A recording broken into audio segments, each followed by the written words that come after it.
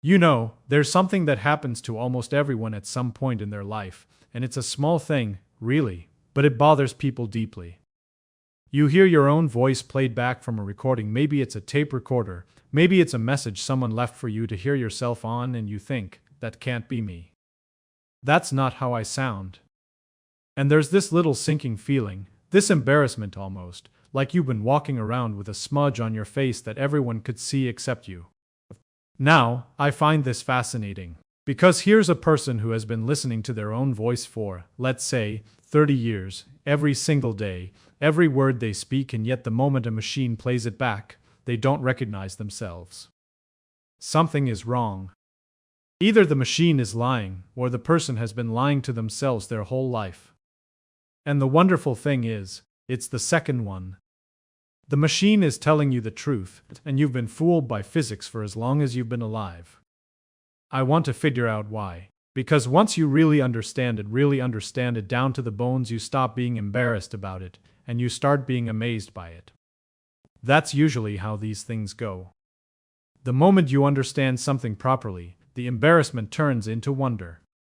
So let's begin where I like to begin, which is by asking a very simple question. What is sound, really? Not the textbook definition. I want to feel it. If I clap my hands right now, what's actually traveling from my hand to your ear? It's not little particles flying out from my palms. It's the air. The air is being squeezed and stretched, very rapidly, and that squeezing pattern travels outward in all directions like ripples in a pond, except in 3 dimensions instead of 2. When those ripples hit your eardrum gets pushed in and pulled out, in and out, and your brain somehow beautifully turns that mechanical motion into the experience of hearing. Now, the air is a kind of medium for these ripples. It carries them. And here's where it gets interesting. The air is not the only medium that can carry these ripples. Anything that can be squeezed and stretched will do. Water carries sound. Steel carries sound. Wood carries sound. Bone carries sound. And that last one, bone, that's where our mystery begins. Because when I speak, when I make any sound at all, I'm not just sending ripples out into the room. I'm also sending ripples directly into my own head. My vocal cords are vibrating inside my throat, and my throat is connected to my jaw, and my jaw is connected to my skull, and my skull is, well, the very box that holds my ears. So the sound has 2 paths to my eardrum. One goes the long way, out of my mouth, through the air, around my face, into my ear canal. The other goes the short way, straight through the bones of my own head. And those 2 paths, it turns out, do not deliver the same package. Let me try a small experiment with you. Put a finger in each ear, gently, just blocking them up. Now hum. You can still hear yourself, can't you? Quite clearly, in fact. The air path is closed, and yet there you are, humming away inside your own head. That's the bone path doing its work. It was always doing its work, but you didn't notice it, because the air path was running alongside it.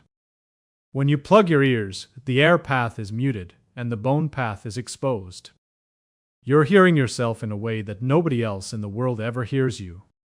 Not your mother, not your closest friend, not anyone. Only you. That, right there, is the heart of the puzzle. Every time you speak, you are listening to a version of your voice that nobody else can hear, and you have come to believe that this version is the real one, because it's the only one you've ever known. But why should the bone version sound different from the air version? Why isn't sound just sound, regardless of how it gets to the eardrum? Well, this is where I have to slow down a bit and think carefully, because the answer is genuinely beautiful and it has to do with what kinds of vibrations like to travel through what kinds of stuff. Imagine you're at the seashore, and the waves are coming in. Some waves are long, slow, rolling things. They take a long time between crests. Other waves are quick little choppy ones, bup, bup, bup, close together. Sound is just like this. A low rumble, like thunder or a tuba, that's the long, slow rolling wave. A high whistle, or a child's laugh, or the hiss of a tea kettle, those are the quick, choppy little waves. We call the slowness or quickness of these waves the frequency, but never mind the word. Just remember, low sounds are slow waves, high sounds are fast waves. Here's the thing. When a wave tries to travel through a material, the material has its own preferences. It likes some frequencies and it doesn't like others. A great big heavy thing, like a bone, or a wall, or the body of a piano, is sluggish. It's hard to make it shake quickly. Try shaking a heavy door versus a thin sheet of paper. The paper flutters at the slightest breath. The door barely moves. The same is true for sound waves. Heavy, dense materials carry the slow, deep, low-frequency waves much more easily than they carry the quick, light, high-frequency waves. So when sound goes through your skull, through bone, which is heavy and thick, the low frequencies sail right through and the high frequencies get muffled, dampened, eaten up along the way. By the time those vibrations reach your inner ear from inside your head, they've been bass boosted, you might say.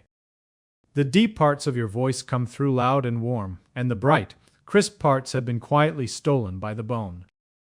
Meanwhile, the air outside is a very different kind of carrier. Air is light, it's flimsy, it has no trouble at all wiggling at high frequencies. The thin, bright, crackly parts of your voice, the S sounds, the T sounds, the breathy edges, those travel beautifully through the air. So the version of your voice that comes out of your mouth, travels through the room, and bounces back into other people's ears is the bright version. It has the highs intact. The version you hear inside your head is the dark version. It has the lows boosted and the highs muted. You have been carrying around two voices your whole life and only knowing one of them. When the recording machine plays you back, it's giving you only the air version, because that's the only version a microphone can pick up. A microphone is just a little artificial eardrum sitting out in the room, and it hears what the room hears. It hears what your friends hear. It hears what the cat hears. And so what comes out of the speaker is not the voice you know, it's the voice everyone else knows. And the brain, encountering this stranger, says, "Wait a minute, that's not me." But it is you. It's been you all along. You just never had a chance to meet that version of yourself. Now I want to push on this a little, because I don't want you to walk away thinking it's just about high notes and low notes. There's something more subtle going on, and it's worth a moment of real thought. Think about what happens to a vibration as it travels through different materials. Pretend you're plucking a guitar string, but instead of letting it ring out into the air, you press the body of the guitar against a wooden table. Suddenly the table sings too.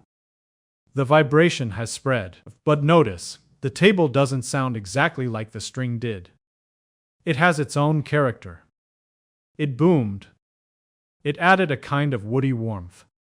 The table is not just passing the vibration along, it's participating in it.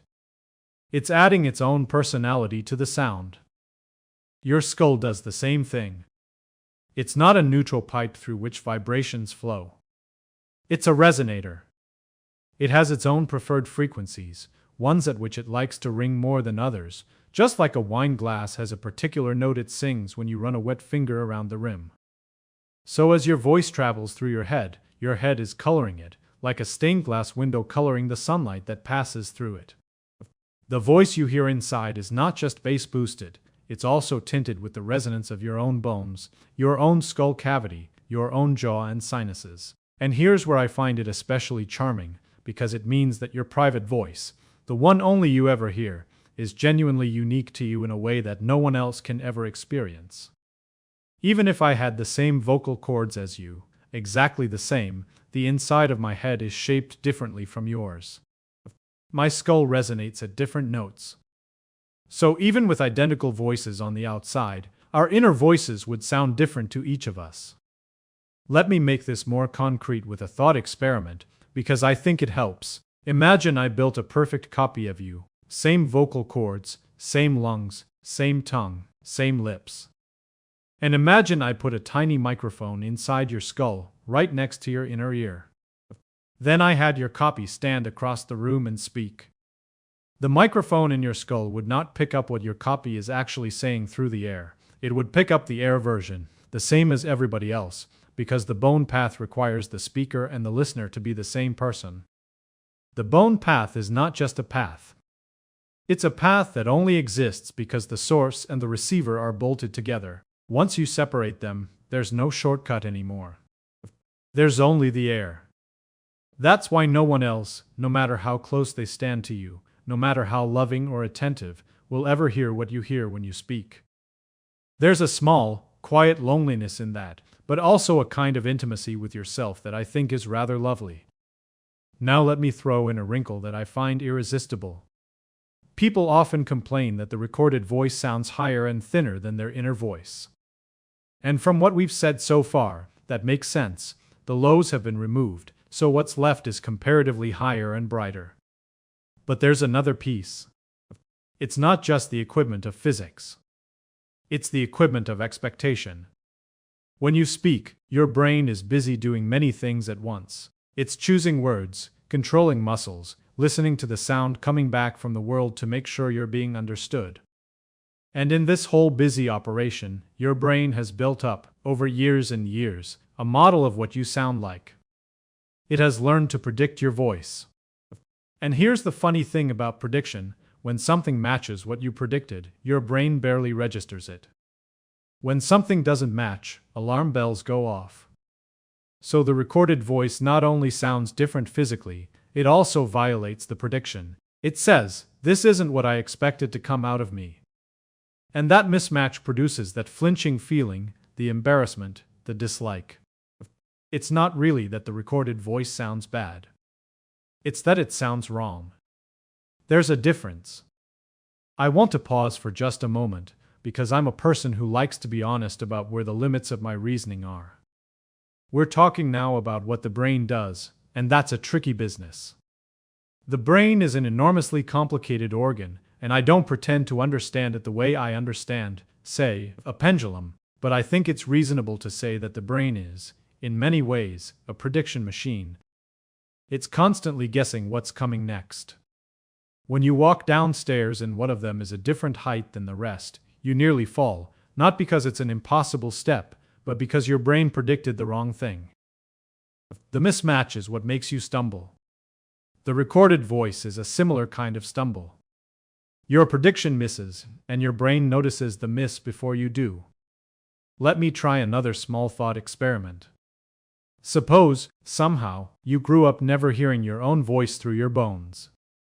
Suppose you only ever heard yourself through external recordings, a tiny speaker held up to your ear, playing back what a microphone in front of your mouth caught. From the very first day of your life, that's the voice you knew.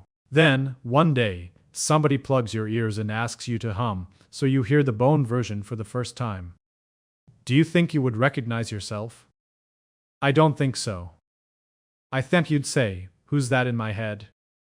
That's not me." The voice you've grown up with would feel like the real one, and the new one, even though it's coming from inside your own body, would feel like an imposter.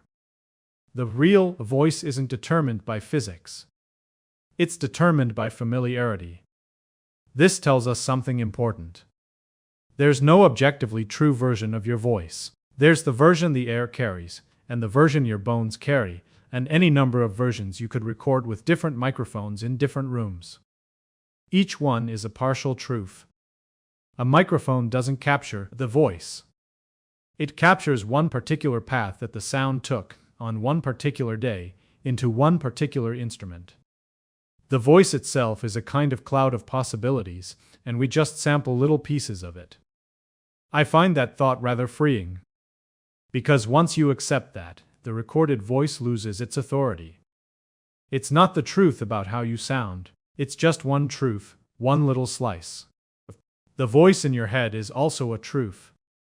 They're both real, and they're both incomplete. Let me go back to the physics for a minute, because there's still a thing I want to nail down. Why does bone preferentially carry the low frequencies, exactly? I gave a hand-wavy answer earlier: heavy things shake slowly. But let me sharpen that. When a vibration moves through a material, it does so by jiggling the particles of that material, the molecules, if you like, back and forth. These particles are connected to their neighbors by what we might call little springs. The springs are the chemical bonds, the forces that hold the material together. Now, the speed at which a particle can wiggle back and forth depends on how heavy it is and how stiff its springs are. Heavy particles with weak springs wiggle slowly. Light particles with stiff springs wiggle quickly. Bone is dense, and its internal structure is full of all these complicated heavy mineral crystals tied together.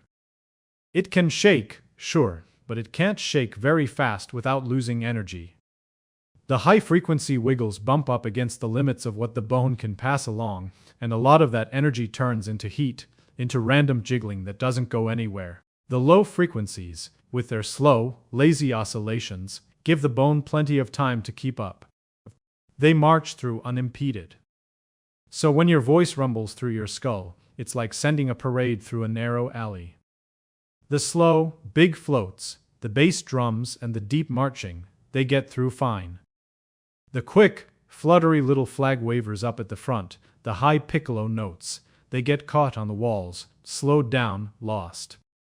By the time the parade reaches the end of the alley, you've heard the drums beautifully and missed half the piccolos. Air, by contrast, is like an open field. Floats and flags and piccolos all reach the end together. Nothing gets caught. Every frequency is preserved.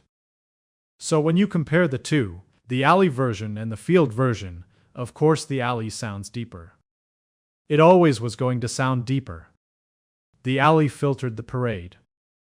I want to mention something else that I think is really lovely, and I almost forgot to bring it up. Have you ever noticed that when you have a cold, your own voice sounds different to you? Stuffy, muffled, congested in a particular way. You sound that way to other people too, but not in the same way you sound to yourself. The reason is that the cold has changed the inside of your head. Your sinuses are full of fluid. The cavities that used to resonate are now packed with goop. And so the bone-end cavity path that carries your inner voice has been retuned. The instrument has been altered. You are quite literally hearing yourself with a different head than you had last week. That's the kind of detail that delights me. Because it means your inner voice is not a fixed thing. It depends on the weather of your body. It depends on whether you're tired, whether you're sick, whether you've just been chewing something. The inside of your head is alive and changing, and so is the voice you hear there. Let me bring up one more piece of the puzzle, and then I want to circle back to where we started. We've talked about bone conduction, and we've talked about how the brain makes predictions. There's a third thing, smaller but worth knowing. When you hear yourself speak, your brain actually turns down the volume of what it's hearing. It does this because if it didn't, you'd be deafened by the sound of your own talking. Your mouth is right next to your ear, after all. So there's a kind of automatic dimmer switch that the brain throws every time you open your mouth to make a sound. It anticipates what's coming, and it cushions it, makes it softer than it really is. But the recording? The recording slips past this dimmer. When you listen to a recording of yourself, your brain isn't expecting to hear your voice in the same way, because you're not the one producing it in that moment. The dimmer doesn't engage.